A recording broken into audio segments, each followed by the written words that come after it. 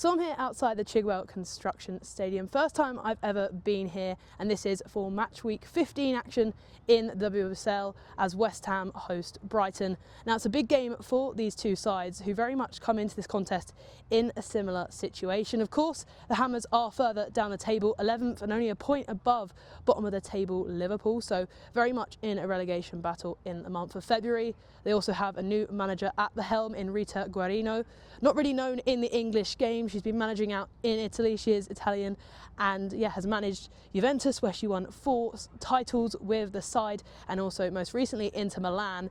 She left them in 2024 and then joined West Ham. So a big game for her today. She's only just come in over the Christmas break, and as I say, West Ham will be looking to pull away from the trailing pack in this one and just be a little bit more safe, which is obviously the aim under Guarino.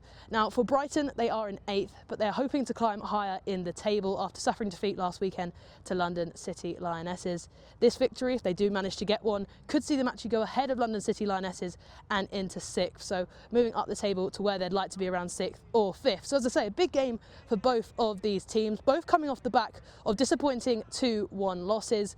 Both West Ham and Brighton had chances to kill the tie. We saw Toko Koga for Tottenham clearing a shot from Vivian Asseyi off the line last week for West Ham, very close to making it 2-0, and then as I say, the script was flipped and they lost 2-1. And for Brighton, they had very many chances early on to kill the tie in their contest against London City, but they didn't take their opportunities, and again they were 1-0 up, and 2 incredible moments of skill from Freya Godfrey, first an assist and then a goal, turned the tide in that one. So both teams wanting to be clinical, both head coaches saying their sides need to be better with the ball, so we'll hope that we can see some goals. These teams being clinical could be quite a high goal scoring route. Obviously both teams have some very threatening players, which I'm going to tell you about now. We'll start with the home side then. So the Hammers, as I say, watch out for Vivian Asseyi. She had a shot cleared off the line last weekend. She's a brilliant player and the most creative player, you'd argue, for the Hammers, with 3 assists this season. Last week against Spurs, she also reached 100 appearances for the Hammers, something only 3 women's players have managed to do in their time at the club. So someone who's been around for a long time, very experienced, very pacey, as I say, always a threat, so watch out for her on the flank. Loves to drive inside, and that is part of Rita Guarino's style. She likes quite narrow wingers, and then the wing backs provide the width. She's now moved to a back 3 as well, so under Rayanne Skinner it was a back 4. So plenty of changes for West Ham as they start to adapt to life under Guarino. But as I say, watch out for Vivian Asseyi. Also, of course, Rico Ueki, another player for West Ham who plays on the flank. And of course, we can't mention West Ham without their striker, Shakira Martinez. 5 goals to her name now. She's level with Kiko Seke, who we'll come on to in a bit, but very prolific. At least she was more so last season. Martinez scored 10 goals in just 12 appearances for the Hammers last season when she joined back from being on loan. She played the second half of the campaign and ended up coming 3rd in the goal scoring ranks, just behind Bunny Shaw and Alessia Russo, who were tied on 12 each at the end of the campaign. So watch out for their striker, always making different runs, so difficult to track, and she could be a threat for this Brighton back line. Now let's talk about Brighton's threats. I did mention Kiko Seke, a player who is incredible on the flank for the Albion. Left or right, she makes an impact. Scored the goal last weekend in that 2-1 defeat for the Seagulls against London City Lionesses. So yeah, I think she's a great player to watch out for. Watch out for number 11, that is. And also for Brighton, I don't think we can mention them without, of course, Madison Haley, who is starting to look a little bit more lively. Should have got perhaps 2 penalties, I don't think they were, but 2 penalty calls last weekend against London City. She'll be hoping to get the goals. Now she's playing in that striker role with Carla Camacho demoted to the bench. I imagine it'll be the same again this weekend. She'll be coming on late on as a substitute. But yeah, plenty of threats for Brighton. Of course, they're without Fran Kirby, which is a big miss for the Seagulls. She's still out injured. And for West Ham, they're hoping to have their goalkeeper and forward back. That's Fionn Morgan and Kinga Shemmick. Last few weeks we've seen Megan Walsh in goal, a former Albion player, but perhaps Kinga Shemmick might just be back from her shoulder injury in time for this clash, which would be big. She's Poland's #1 goalkeeper, so very experienced there. But yeah, lots to talk about, as I say. West Ham in that relegation battle, not just lying back on the fact that they are hoping Liverpool will go down. They've actually also made 5 signings over the January transfer window, so we could see some debuts. I know Estelle Cascarino, who's already come in January and already made her impact playing 2 games. She's actually a twin sister to Delphine Cascarino, who plays at London City Lionesses, so both making the move over to England.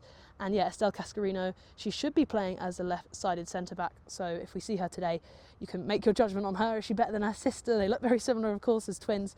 And obviously Delphine Cascarino, a incredible, pacey, threatening winger on the flank for London City Lionesses. But there you go, that's all the talk ahead of this one, all the different injury updates, key players, and of course the magnitude of this game, as every single one in the WSL, is massive. Now let's move on to my prediction. I think it's hard. I think on paper you'd say these two teams wanting to be clinical and kind of having similar scenarios, maybe it'll be like a 2-2 draw.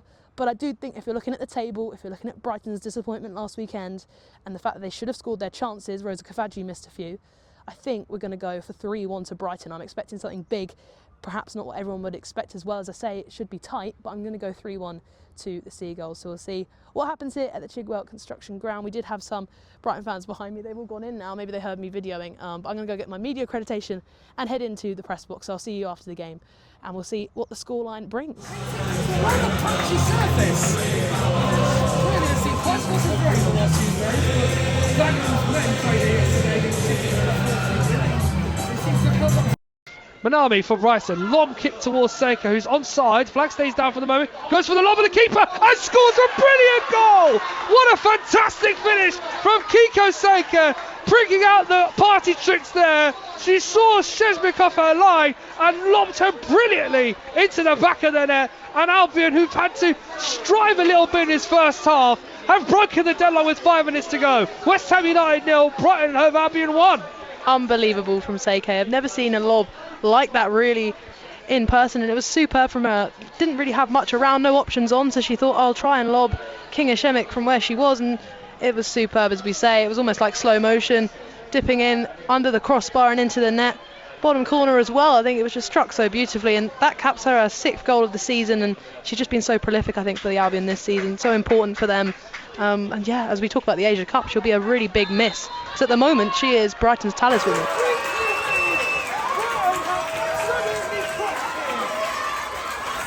I don't think, when we made changes in the game, we've scored another goal. We've gone 2-0 up.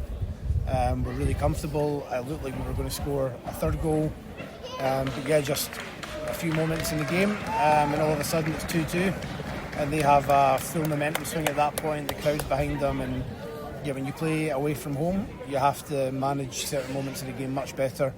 And we've let a 2-goal lead slip today, and it's really painful. So it's full time here at the Chigwell Construction Stadium, and West Ham have claimed a 3-2 victory over Brighton. It was incredible scenes for all the supporters here, at least those in claret and blue, after a massive result for the Hammers. A late fight back in the final minutes of the contest. Their first goal, bear in mind, was in the 82nd minute after Brighton had a 2-goal lead. So 3 goals in around 10 minutes space of time, and a massive fight back, as I say, from Rita Guarino's side.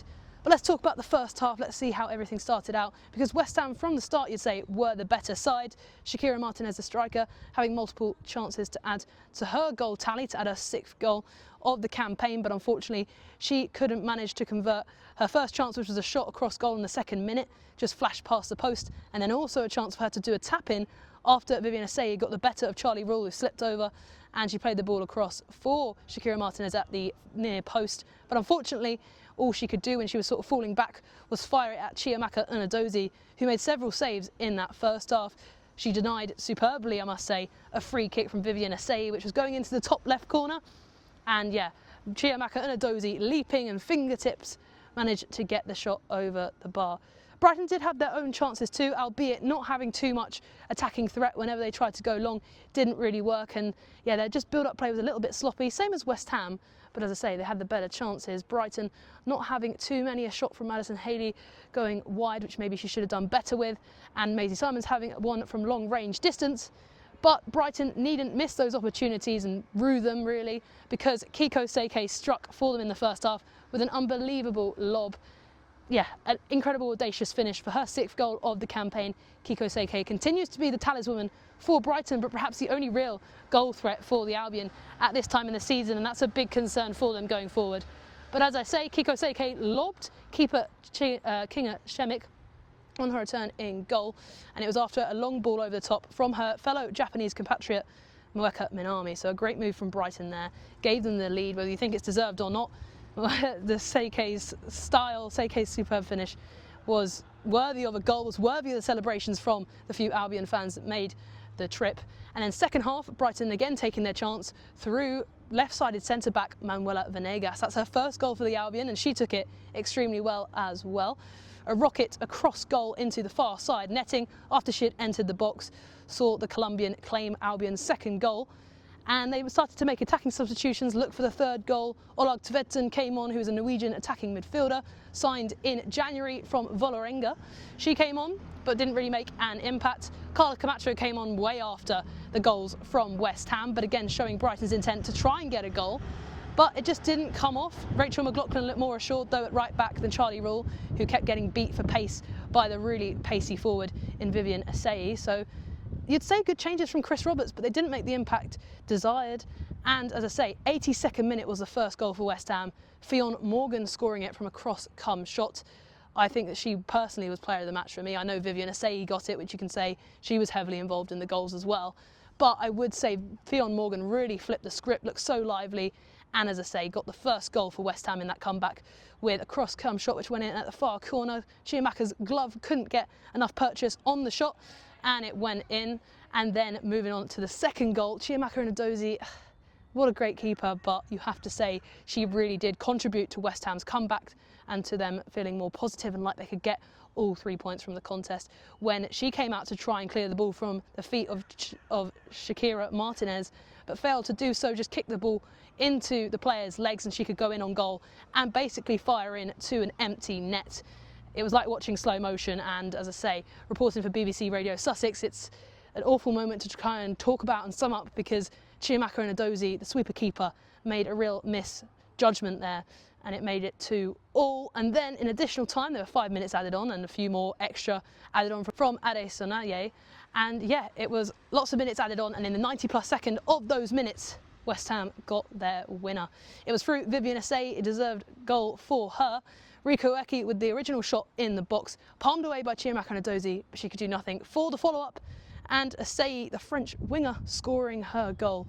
And as I say, it sent Chigwell Construction Stadium into jubilation, and it was hard to kind of co-commentate over all the noise, but what a moment to report on, and what a game for all the fans. If you're a neutral, great game to watch. If you're a Brighton fan, really disappointing to see how Brighton's game management sort of went out of the window toward the end. And as I say, the substitutes they made not really making the desired impact. And yes, that means that West Ham claim a vital victory in their title, not their title challenge rather, their relegation battle. They move up to 10th. Liverpool's victory 4-1 over Villa today sees them move up out of bottom spot into 11th, and that means that Leicester are now rooted to the bottom of the league. So things changed very quickly in the WSL, and West Ham probably knew of Liverpool's big victory they were going to claim and thought, we need to turn this around. And boy, did Rita Guarino's side do that. Brighton remains 7th then on 17 points. Their next game against Arsenal is a big test for them. They'll really want to get all 3 points in that to try and push higher up the table toward 5th and 6th. But of course, you wouldn't favour them after the Gunners today won 1-0 over Manchester City. The league leaders now seeing their gap closed slightly. So yeah, very interesting day all round in the WSL. And as I say, I'll be there next weekend at Broadfield Stadium as Brighton host Arsenal in a really big clash. Of course, last season the two played each other at Broadfield. It was a 4-1 or 4-2 win for the Seagulls. I believe it was 4-1. Rampant they were against Renée Slager's side, who then went on to win the Champions League. So again, things change so quickly in football. But at that moment in time, Arsenal were not doing very well. They'd drawn with Villa, they lost to Brighton, and Brighton will be hoping for a same emphatic win over the Gunners. Can they get it done? Can they get a win over Renée Slager's side? We shall see next weekend. But for this one, Match Week 15, it's a 3-2 win for the Hammers at home against the Seagulls.